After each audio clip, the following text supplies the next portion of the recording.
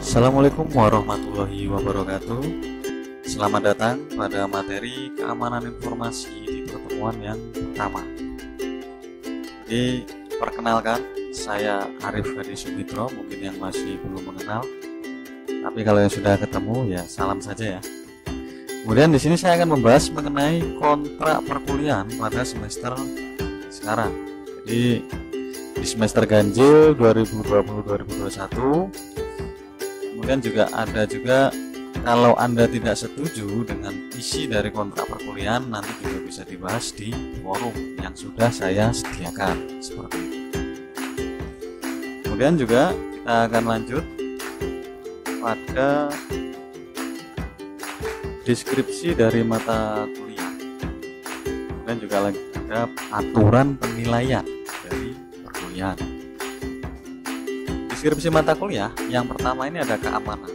Jadi pengertian keamanan ini seperti apa, kemudian juga pengertian sistemnya seperti apa, keamanan sistemnya juga seperti apa, sampai pada eksploitasi keamanan sistem dan juga keamanan sistem wireless, manajemen keamanan informasi serta metode hacking dan security. Kemudian juga untuk kriteria penilaian, penilaian yang pertama ini nanti yang bisa didiskusikan juga di forum ya, tugas sekitar 40%. Gimana? Apakah Anda setuju dengan tugas? Karena memang nilai tugas adalah nilai dari keseharian, mulai dari kuis dan partisipasi Anda penuh dalam pelaksanaan perkuliahan secara online. Kemudian juga ada UTS 25%, UAS 25% dan absensi 10%. Jadi absensinya 10%. Nanti juga untuk mempermudah dalam konfirmasi, Anda juga wajib untuk bergabung di grup WA ya yang sudah disediakan. Jadi di halaman depan itu nanti ada grup WA, di halaman depan e-learning ada tulisan gabung WA. Anda bisa bergabung di situ karena memang sudah saya sediakan grupnya, supaya nanti ada pemberitahuan apa yang lebih cepat bisa di WA, tapi pemberitahuan lebih lanjut akan ada di halaman e-learning. Dan nantinya juga untuk pelaksanaan Zoom atau tatap muka, ini nanti akan saya tinjau ulang lagi kapan harus pelaksanaan tatap muka dengan menggunakan Zoom meeting. Jadi Zoom meeting itu ada di halaman depan. Nanti kalaupun ada pemberitahuan mengenai Zoom juga akan saya infokan. Hanya sering-sering buka Zoom meetingnya di e-learning ya, supaya tahu ada jadwal nggak kira-kira. Seperti itu. Kemudian juga untuk penilaian, ini masing-masing kategorinya dibagi menjadi 8 atau 9 ya. 9 ini E atau artinya Anda tidak benar lulus ya. Jadi nilai CD itu sudah tidak lulus sampai dengan E tidak lulus. Makanya nanti akan kita lihat rank dari nilai Anda jika Anda aktif dalam perkuliahan ini, aktif mengikuti perkuliahan dan aktif untuk melakukan partisipasi, diskusi, dan pelaksanaan kuis dan juga lain halnya, maka sudah bisa dipastikan nilai juga akan baik atau minimal sangat baik seperti itu ya. Jadi rentangnya adalah 70, 80 adalah AB, 40, 50 ini C. Jadi harapannya jangan sampai nilai di bawah 40 atau mentok 40 itu juga kurang bagus ya. Ya perlu dipertimbangkan lagi pengaruh pada nilai IPK. Kemudian juga aturan perkuliahan ini juga akan kita bahas, dan juga strategi perkuliahan juga akan kita bahas. Untuk aturan perkuliahan yang pertama adalah wajib hadir sesuai dengan jam perkuliahan. Jika tidak mengisi absensi atau melihat dokumen, akan tercatat tidak mengikuti perkuliahan atau alfa. Jadi wajib hadir ya. Jadi kuliah ini meskipun ini online, ini harus hadir sesuai dengan jadwal atau jam yang sudah disediakan. Jadi untuk bisa mengisi absensi, Anda juga harus mengikuti aktivitas di sini karena kita akan melihat. Jadi dosen akan bisa melihat aktivitas Anda sudah ngeklik atau tidak, Anda mengikuti perkuliahan atau tidak, ini dosen juga akan tahu. Kemudian yang kedua adalah perkuliahan dilakukan full online. Sesekali akan diadakan perkuliahan secara Zoom yang bisa dicek di e-learning. Makanya tadi sudah ada Zoom meeting di bagian e-learning, itu nanti dicek apakah ada jadwal sesi pelaksanaan tatap muka Zoom.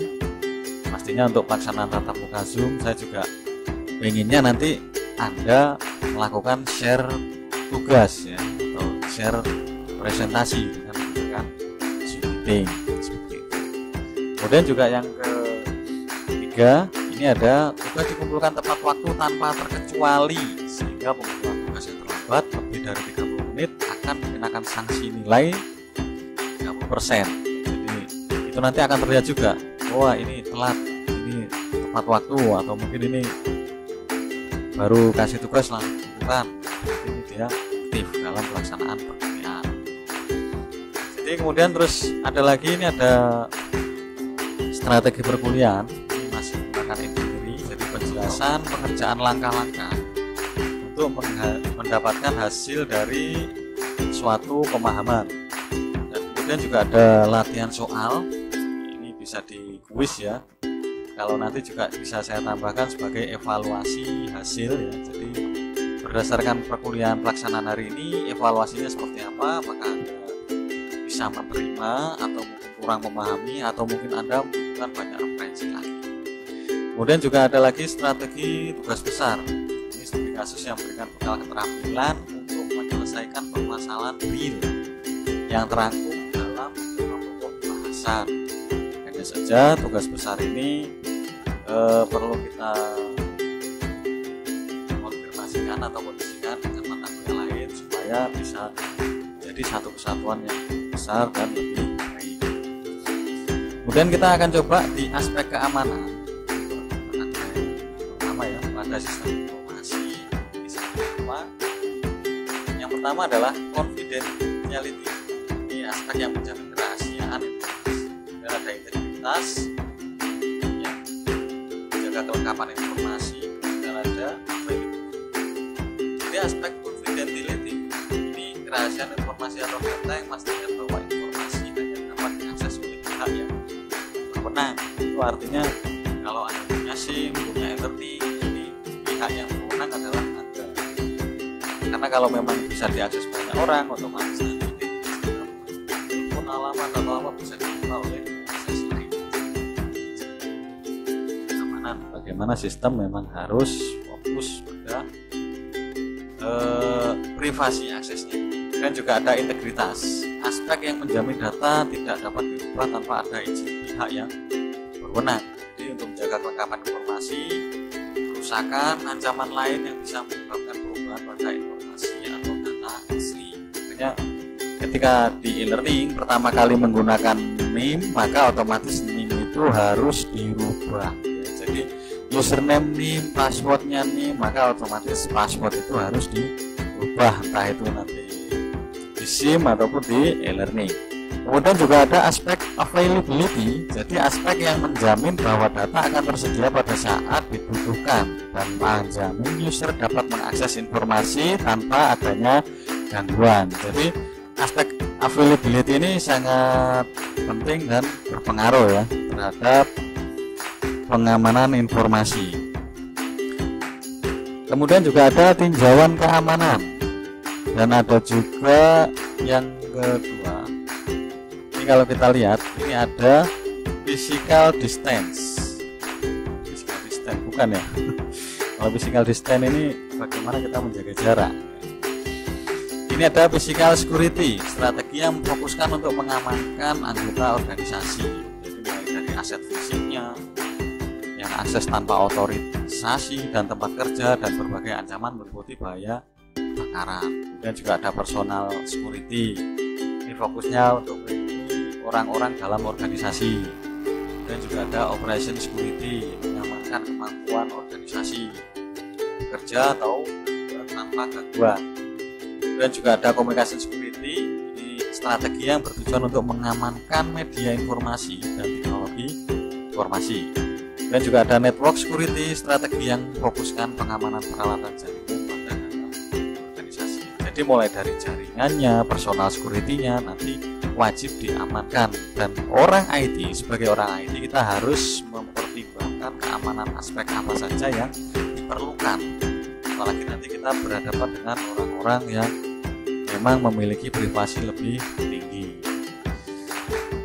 Kemudian juga keamanan informasi sendiri menurut Simons ya, ini adalah bagaimana kita dapat mencegah penipuan, cheating, atau paling tidak mendeteksi adanya penipuan di sebuah sistem informasi ya. Jadi berita-berita hoax, berita-berita lain sebagainya yang tidak benar ini sebenarnya kita wajib meluruskannya, dan kita wajib tahu seperti apa berita yang memang, atau kita bisa mendeteksi lah bahwa ini adalah sesuatu informasi yang tidak benar. Kemudian juga kita akan lanjut lagi pada forum. Jadi di tahapan akhir ini kita akan lanjut ke pembahasan forum, masuk forum nanti ya. Kemudian mohon berikan contoh pada aspek keamanan informasi serta penjelasannya. Jadi di forum wajib mengisi nanti ya masing-masing. Kira-kira contohnya ini seperti apa? Bukan contoh di internet ya, contoh di aspek kehidupan Anda. Ini ada seperti apa? Masing-masing contoh harus berbeda kalau bisa. Jadi selain bisa melihat, maka otomatis Anda bisa memberikan kontribusi terhadap diskusi di forum.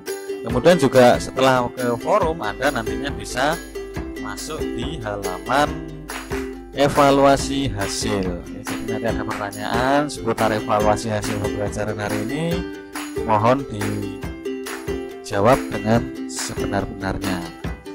Dan terima kasih untuk saya. Kita lanjut di forum. Saya tunggu informasi selanjutnya. Assalamualaikum warahmatullahi wabarakatuh. Tetap semangat, jaga kesehatan. Sampai jumpa minggu depan.